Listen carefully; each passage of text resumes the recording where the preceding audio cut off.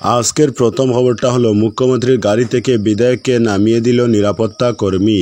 Net দুনিয়ায় viral Ratabari বিধায়ক বিজয় মালাকারের একটি ভিডিও। ভাইরাল ভিডিও আরও এক বিতর্ক দেখা দিল। শ্রীভূমি তথা করিমগঞ্জে মুখ্যমন্ত্রীর গাড়ি থেকে বিজয় মালাকারকে নামিয়ে দেওয়ার ভিডিওটি ভাইরাল হলে সামাজিক মাধ্যমে ঝড় বইছে। শুক্রবার সকালে হাইলাকান্দির কালীনগরে মুখ্যমন্ত্রীর বন্যা পরিদর্শন শেষে তিনি করিমগঞ্জের উদ্দেশ্যে রওনা হচ্ছিলেন। সেই সময় মুখ্যমন্ত্রীর সঙ্গে গাড়িতে উঠার চেষ্টা করেন বিধায়ক বিজয় মালাকার, কিন্তু প্রত্যাশিত সম্মান না পেয়ে উল্টো মুখ্যমন্ত্রী নিরাপত্তারক্ষী তাকে হাতে ধরে গাড়ি থেকে নামিয়ে দেন। ভিডিওতে দেখা গেছে ওই মুহূর্তে মুখ্যমন্ত্রী নিজেও গাড়িতে উঠছিলেন, আর মুখ্যমন্ত্রীর পেছনের আসনে বসতে গিয়ে বিপাকে পড়েন বিজয়বাবু। ঘটনাটি ক্যামেরাবন্দি হয়ে যায় আর মুহূর্তেই সামাজিক মাধ্যমে ছড়িয়ে পড়ে। একই সঙ্গে বিভিন্ন বৈদ্যুতিন চ্যানেলেও সংবাদ পরিবেশিত হয়। এদিকে এ কাণ্ডের পরপরই উপত্যকার রাজনৈতিক মহলে তীব্র প্রতিক্রিয়া শুরু হয়।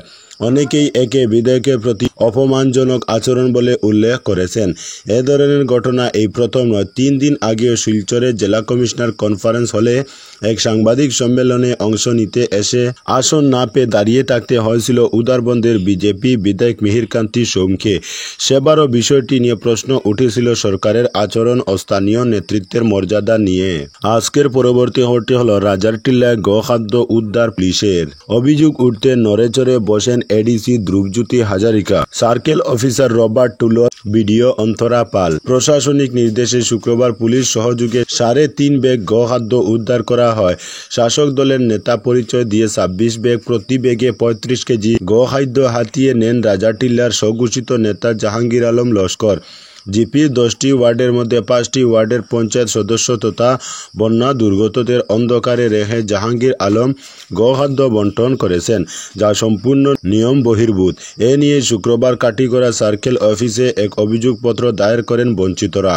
সে সময় সার্কেল অফিসে উপস্থিত ছিলেন কাছাড়ের এডিসি ধ্রুবজ্যোতি হাজারিকা, ভেটেনারি ডিপার্টমেন্টের জেলা আধিকারিক ডক্টর জিতেন্দ্র ভুইয়া, কাটিগড়ার দায়িত্বপ্রাপ্ত ডক্টর প্রণব বড়, বিডিও অন্তরা পাল প্রমুখ।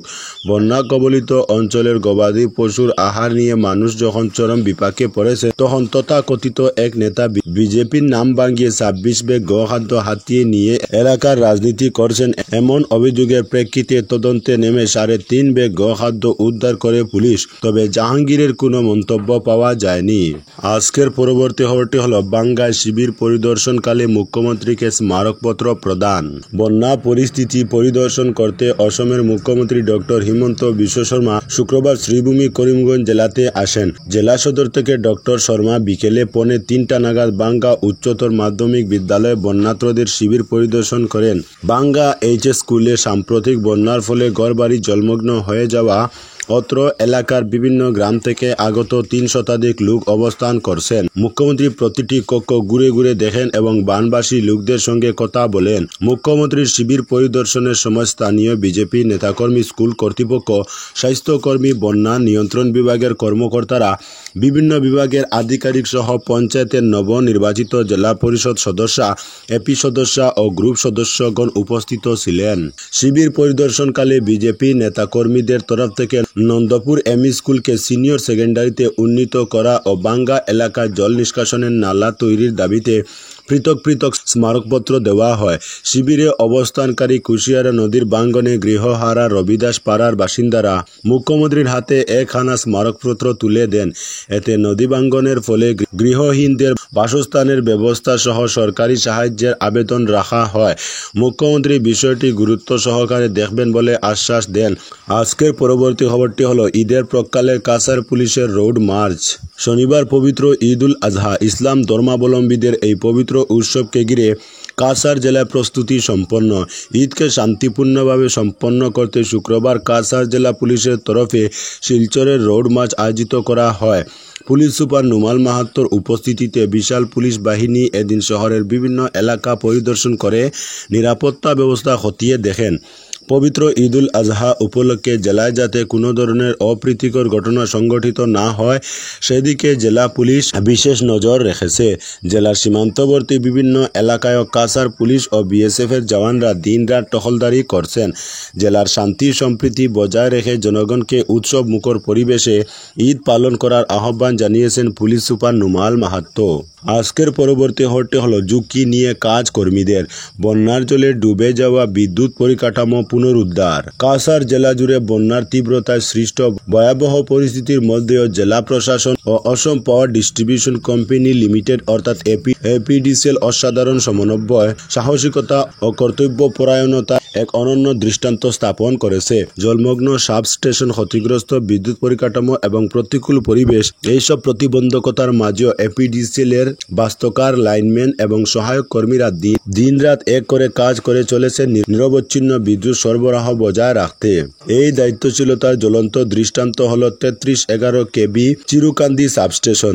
বন্যার জলে নিমজ্জিত থাকলেও এই কেন্দ্র থেকে সংযুক্ত 4টি 11 কেবি ফিডারের বিদ্যুৎ সরবরাহ অন্য 3311 কেবি সাবস্টেশন থেকে বিকল্প পথে পুনর্নির্দেশের মাধ্যমে সচল রাখা হয়েছে।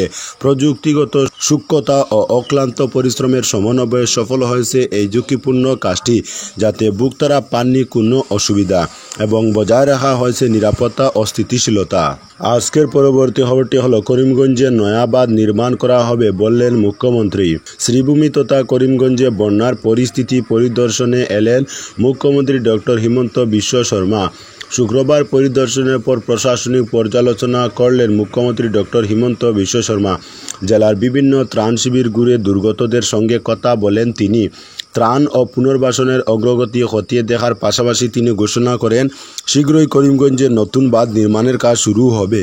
সকালে জেলার সদর এলাকায় অবস্থিত রবীন্দ্র সদন বালিকা মহাবিদ্যালয় অর্থাৎ RS কলেজ এবং সরকারি উচ্চতর মাধ্যমিক বিদ্যালয় প্রাঙ্গণে খোলা ত্রাণ শিবিরে যান মুখ্যমন্ত্রী। সেখানে বন্যায় গৃহহীন মানুষের সঙ্গে কথা বলেন, তাদের সমস্যার কথা মনোযোগ দিয়ে শুনেন এবং প্রয়োজনীয় সহায়তার প্রতিশ্রুতি দেন। এরপর তিনি জেলায়ুক্ত কার্যালয়ের সভাকক্ষে এক উচ্চ পর্যায়ের পর্যালোচনা বৈঠকে অংশ নেন। সভায় উপস্থিত ছিলেন রাজ্যের 3 মন্ত্রী পীযূষ হাজারিকা, কৃষ্ণেন্দু পাল ও কৌশিক রায় এবং করিমগঞ্জের সাংসদ কৃপানাথ মাল্লা, বিধায়ক কমলাক্ষ দেব, পুরকাইস্ত সিদ্দিক আহমেদ ও বিজয় মালাহার, জেলা প্রশাসনের শীর্ষ কর্তারা এবং সংশ্লিষ্ট দপ্তরের আধিকারিকরা। সাংবাদিক সম্মেলনে মুখ্যমন্ত্রী বলেন, করিমগঞ্জের বন্যা পরিস্থিতি অত্যন্ত দুঃখজনক। দুর্গত মানুষের পাশে আমরা আছি। যারা ক্ষতিগ্রস্ত হয়েছেন তাদের উপযুক্ত ক্ষতিপূরণ দেওয়া হবে। পাশাপাশি বন্যা পরিস্থিতির স্থায়ী সমাধানের জন্য আমরা বিশেষ পরিকল্পনা নিয়েছি। তিনি আরও বলেন, নদী বাঁধ মেরামত ও নতুন বাঁধ নির্মাণের কাজ খুব দ্রুত শুরু হবে। জল নিষ্কাশন ব্যবস্থার আধুনিকীকরণ, নদীর নাব্যতা রক্ষা ও সঠিক নদী ব্যবস্থাপনার উপর আমরা বিশেষ গুরুত্ব দিচ্ছি। বন্যা দুর্গতদের পাশে দাঁড়াতে এগিয়ে এসেছে সমাজের বিভিন্ন স্তর। মুখ্যমন্ত্রীর ত্রাণ তহবিলে এদিন প্রায় 1.25 কোটি টাকার অনুদান জমা পড়েছে বলে মুখ্যমন্ত্রী জানান। এই সফরের মাধ্যমে প্রশাসনিক ও রাজনৈতিক স্তরে বন্যা মোকাবিলায় যে সচেতনতা ও উদ্যোগ দেখা যাচ্ছে তাতে আশার আলো দেখেছেন স্থানীয়রা। তবে তাদের একটাই প্রার্থনা, দ্রুত সহায়তা এবং স্থায়ী সমাধান।